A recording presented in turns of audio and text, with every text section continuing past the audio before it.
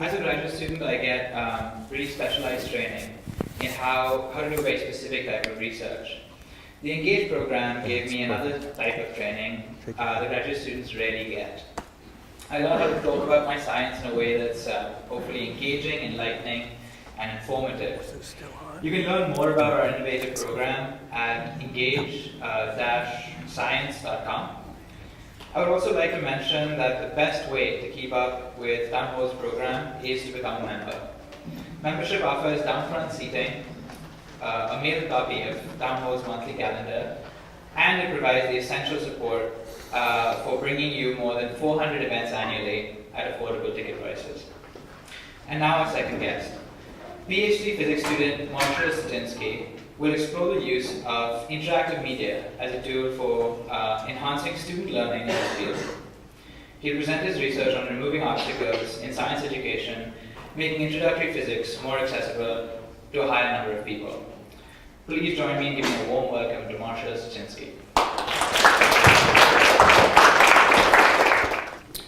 I've been doing research on how light works. Before I talk about my research, we'll need to cover some details. Faraday's law and Ampere's law say that when you have a changing electric and magnetic fields, you create curling of the other fields. If you combine these equations, you can get two wave equations for electric and magnetic fields. These can be solved by plane waves. How many were able to follow any of that? Anybody? Maybe if you've seen it before. How many have ever had a class that was like that? I certainly have. It's not exactly an effective way to teach. You probably wouldn't learn much if I carried on like that. Not all science classes are taught this way, but many are, and that's a problem. So what's a more effective way to teach? My name is Marshall Styczinski, and my field, physics education research, exists to try and answer that question. First, we'll go into more depth about the science we do. Next, we'll talk about some of the ways we accomplish our goals of helping students learn. Last, I'll take you through some of the research I've been doing at the University of Washington, giving students more support outside the classroom. When I started working towards a PhD, I either had to pay a high price for tuition or teach classes as a teaching assistant, or TA. Naturally, I opted to teach. I found out very quickly that I really liked it, and I still like it.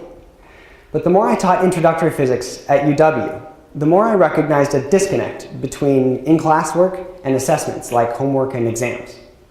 Students didn't seem to be understanding quite as well as I thought. I firmly believe that everyone can learn science, and it's important that they do. The students taking introductory physics are future bridge builders, rocket scientists, medical professionals. Everyone can agree that the young college students taking our classes are going on to do great, important work.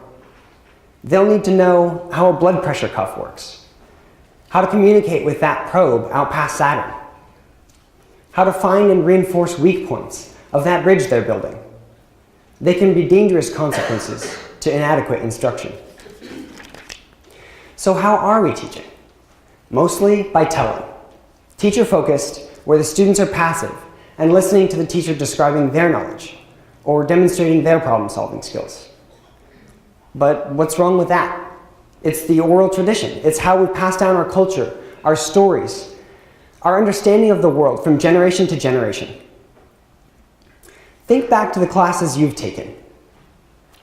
How many of you have ever fallen asleep in class before? Me too. Even just a couple of weeks ago. It happens. Some people learn really well this way, from someone talking at you, but it's only a select few who do. There's definitely a time for telling, but we can't treat students like empty vessels to pour knowledge into. Every student has a different background and brings to bear their own intuition. We need to involve every student as a part of the instruction. We all want our teaching to be successful, teachers, students, and everyone else. We all benefit when engineers and biologists are better prepared for their professions. To do that, we need to get the students thinking and talking. Learning in science classes is like learning to drive a car. You can watch from the passenger seat all you want, but the only way to get proficient is to get into the driver's seat. So what's the best way to get students involved? That's the central question for physics education research. Here's one way we frame it. We conduct research to determine how well students learn, what they struggle with, compare teaching strategies, and so on. The results of those studies inform both how we teach and the materials we use, development of the materials we use, textbooks, worksheets, demonstrations. This includes physics courses from high school to graduate level. We make changes based on the research, but then we have to go back and see if the changes we made were effective, incorporating more research. It's an iterative cycle. We're always trying to improve on the instructional recipe still in place. How many have ever experimented with a recipe before? I do it all the time. What we do is a lot like trying to find the perfect recipe for your favorite chocolate chip cookies. You experiment with baking times and ingredient proportions, and the ultimate test is a side-by-side comparison. Our experiments involve our students, though, so the stakes are higher. Like medical trials, we need to have a research control so that we are comparing individuals with similar backgrounds. For example, suppose I wrote a new worksheet that I think will help students learn how magnets work. This is an example of what we call an intervention. Before instruction, we give every student a pretest so we can find out how much they know before instruction. We need to know how much they gain from the intervention. During instruction, we split the class into two parts. Half of them will work through my intervention worksheet, and the other half will see whatever was in place before. This is an example of what in medical trials is called a control group. After the instruction is finished, we administer a post-test to assess student understanding. We can then compare back to student pretests to find out how effective the intervention was compared to what was in place before. We have to be careful about what we use to assess students' understanding, though. We need to ask the type of questions that everyone can agree reflect the ideas we're trying to teach. It's like if you're trying out a new cookie recipe and you added raisins this time. I know I don't speak for everyone, but raisins in my cookies? No, thank you. I would not be a good taste tester for your new recipe. In the same way, suppose that only the intervention group covered a specific topic, like how magnets stick to your fridge.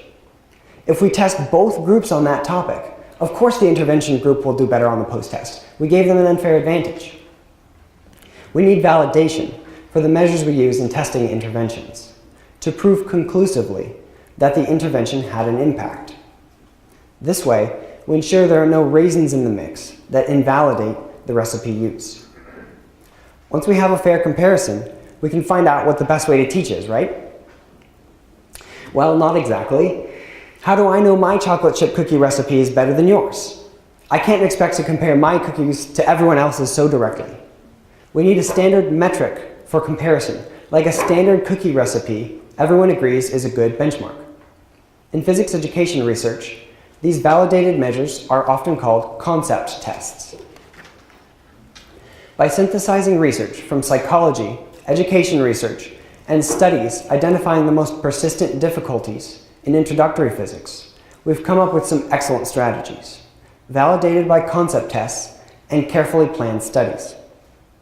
Most of the top strategies employ what's called interactive engagement. We've now reached the audience participation portion. Please turn to your neighbor or find the closest person to you and share with each other what you think the term interactive engagement means. See if you can agree on a meaning. I'll give you a moment for this. Okay. Can I get a brave volunteer to share their conclusion? In the interest of time, just stand up and shout it out. Anybody? Somebody's brave enough. I think that interactive engagement is speaking with someone and engaging them on some level, you hearing some of their thoughts, them hearing some of yours, and you guys sharing information. That sounds like a great definition. Let's thank the brave volunteer. And that's the idea, getting everyone really thinking about their ideas and sharing them especially. It's a recurring theme. Students seem to learn the best when they're thinking through their ideas. This opens the door to a whole host of small changes we can make to passive, more traditional instruction. Small changes are easier to convince instructors to try. One common approach is to ask students lots of questions to discuss with each other during class. With the help of technology, in the form of wireless clickers like this one, students can submit their answers to questions immediately. The instructor gets real-time feedback, and students can assess themselves as they go. One great way I've seen instructors use this is to project a bar graph of how students responded. Without telling them the answer, this can be a great way to provoke nice discussions and get students involved. Another common approach is to devote class time to students working on worksheets in small groups. We call these sessions tutorials. We're big on this at the University of Washington. My research group has published several books full of tutorial worksheets that we're continually trying to improve. Most of these are aimed at college students taking introductory physics. These are great strategies, but they're limited by the amount of time we get with the students. One very exciting option is to engage students outside the shelter of the classroom. There's literally a world full of possibilities for doing this, but we have to be smart about it. We don't want to tax students' time any more than we already do with assignments. A great way to manage this concern is to integrate computer simulations with homework. But there are many considerations that go into implementing a simulation. We're basically handing students a complex tool along with their homework assignment. Like Goldilocks and the Three Bears, we have to strike a balance with the level of guidance we provide. Building guidance into a simulation takes care. If we provide too much guidance, the simulation doesn't help students form any new ideas. They're just following directions like building IKEA furniture. If we provide too little guidance, it's like we're putting a complex puzzle in front of them and saying, good luck. Some students may be curious enough to take on the challenge, but most will probably just skip over it. On top of all that, it's critical that everyone can easily access the simulation, on a smartphone if possible.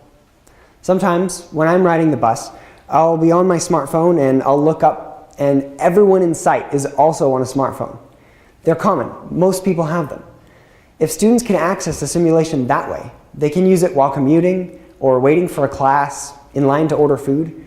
We can meet the students where they are with what they have. For a simulation to be usable, we need to be careful not to throw raisins in the dough and remain fully aware of disabilities such as color blindness. As much as 10% of people have some form of color blindness. That's an awfully large segment of students who might not be able to tell the difference between, for example, a green cube and a red cube. The directions also must be simple and clear. All students at the University of Washington speak English, but we are a very diverse population, like most universities. English is a second language for many students, and they need to be able to use the simulation too. That's a pretty long list of considerations. If it will take so much care, how do we determine which topics would be worth creating a simulation? Well, those studies of student difficulties in physics are a pretty great place to start. This is a confusing diagram that is meant to represent 3 dimensions, and a lot of textbooks use it to show the inner workings of light. It shows in a picture what I was trying to say with those equations at the very start. These red arrows are supposed to be pointing out of the screen, and the blue ones are pointing up and down the screen. So let's go through all of what this means. But first, let's build an analogy. One of my physics instructors always liked to announce, physics is not a spectator sport. In class. Then he'd always give us a question to discuss. In the spirit of physics is not a spectator sport, let's have another round of audience participation. Let's do the wave. In case anyone hasn't done it in a while, you watch the wave move across the crowd, and when it gets to you, hopefully, you stand up and flap your arms. When we do this, I'm going to hop down in a sec, I want you to pay attention to how your standing or sitting state compares to the people directly in front and behind you. Okay, everybody get ready. I'm going to start over here. And when I come across you, stand up and do the wave. All right, 3, 2, 1, go. Wave.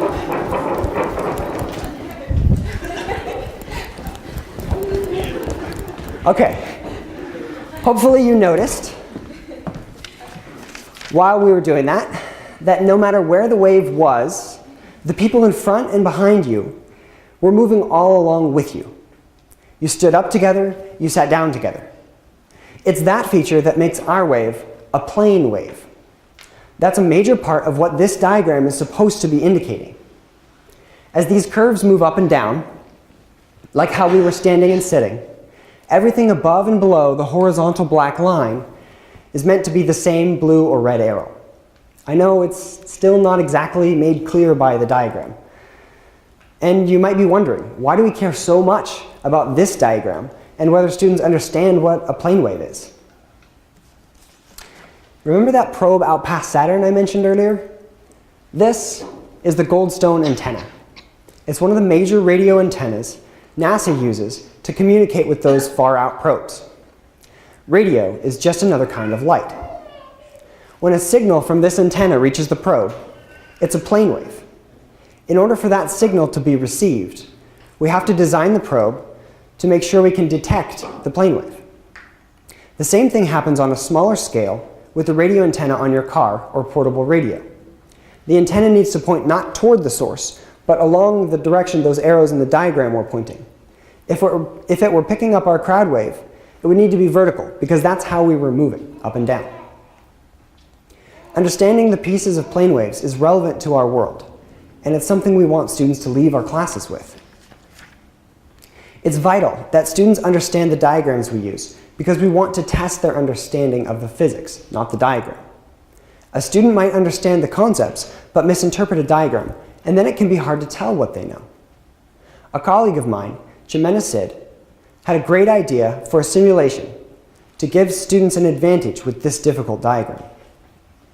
When she brought me into the project, she had just finished putting together the rough draft.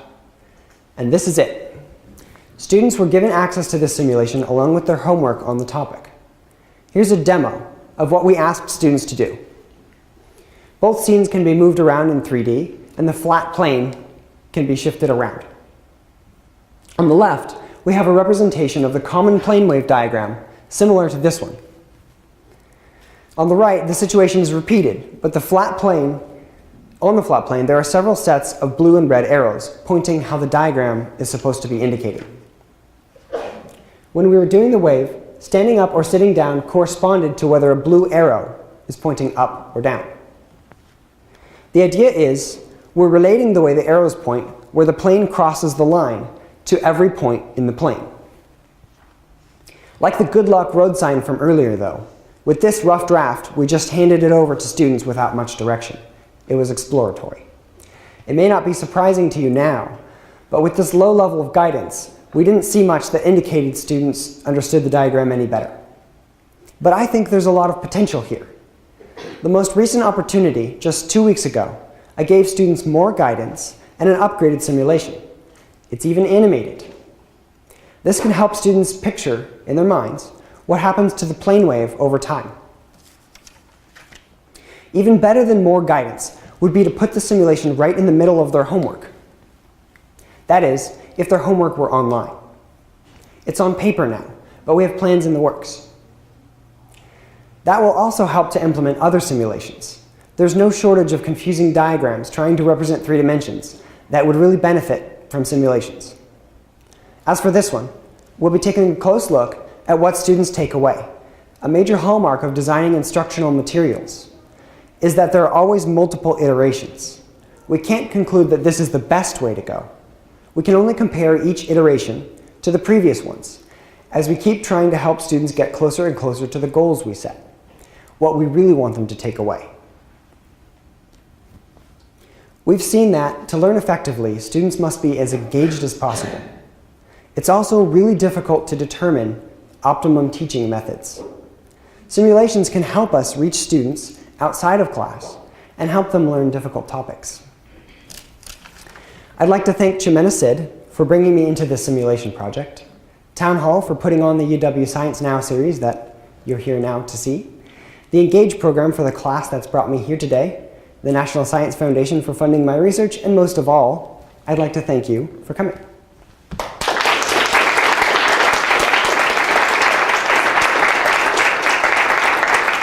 Hi, I'm wondering whether or not you've been able to survey and whether there are other sources of physics, curriculum development that's happened through online sources, Khan Academy, that may be too low level, but other things like that. I don't know anything about Khan Academy, but there are definitely online resources based on and research validating those online resources. So one that we use in our classes at UW is called Smart Physics.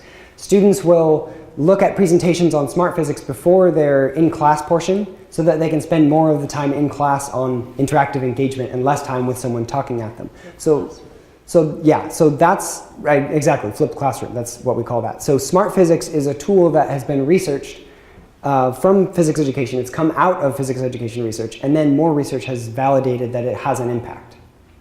Thank you. Okay, thank you very much.